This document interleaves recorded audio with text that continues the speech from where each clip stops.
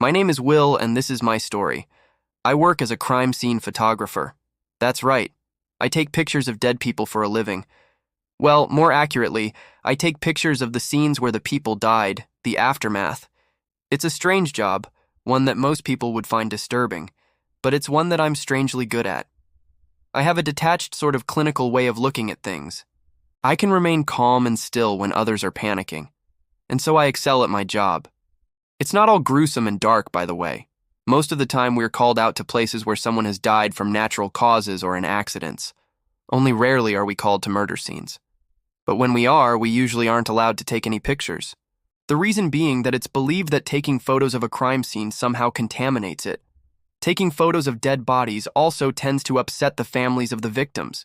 And believe me, when they come to collect the photos, their grief and anguish makes us all feel very uncomfortable. So yeah. I don't take photos of dead bodies. I take photos of the scenes where the bodies are found, things like that. So now you know what I do for a living. Let me tell you what happened to me last week. I was called out to a house in the suburbs. A young woman had been found dead in her bedroom. The police suspected it was a case of domestic violence, a husband or boyfriend. You know the type, jealous, possessive, the sort of guy that takes photos of his conquests? Only he wasn't. As soon as I arrived at the house, I could tell that the killer was someone who had been obsessed with the girl, someone who had stalked her. Why else would they have taken these? As I entered the bedroom where she lay, I saw them, photos, hundreds of Polaroids scattered around the room. They were everywhere, behind the television, under the bed, taped to the walls. I even found some shoved into the poor girl's handbag.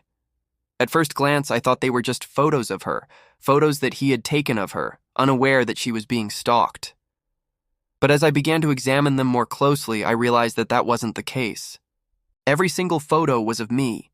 I looked at the first picture and then the second and then the third. Each photo showed me walking along the same street at the same time of day. In every photo, I was unaware that I was being watched. And in each photo, the person taking the picture was hiding in the same spot. I continued to look through the photos. There must have been dozens of them taken over the course of a few weeks. I knew this because in one of the photos, I was holding up a newspaper and the date clearly showed. The girl must have been stalked for weeks before he finally snapped. And then I saw it. The photo that he had taken just moments before he killed her. He had set up the camera on a tripod and used a remote trigger to snap the photo. I was clear as day. There was me standing in front of the house, smiling and waving at the camera. And just behind me, hidden in the bushes, was the killer. It struck me as odd that he hadn't taken the camera with him when he fled. Then I realized that he didn't flee. He's still there. I turned around slowly and my eyes fell upon the window at the back of the house. Peering through it, I saw a man rummaging around in the wardrobe, pulling out clothes and stuffing them into a plastic bag. He was trying to make a clean getaway, but I was onto him. Now the police had no idea that I had seen him or that I knew who he was.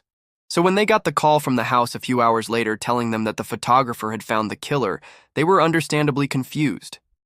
Yeah, I guess that was the weirdest part of the whole thing.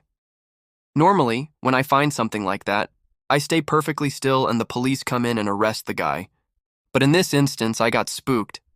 Maybe it was all the adrenaline or the shock of it all, but I noped out of there and drove home as fast as I could.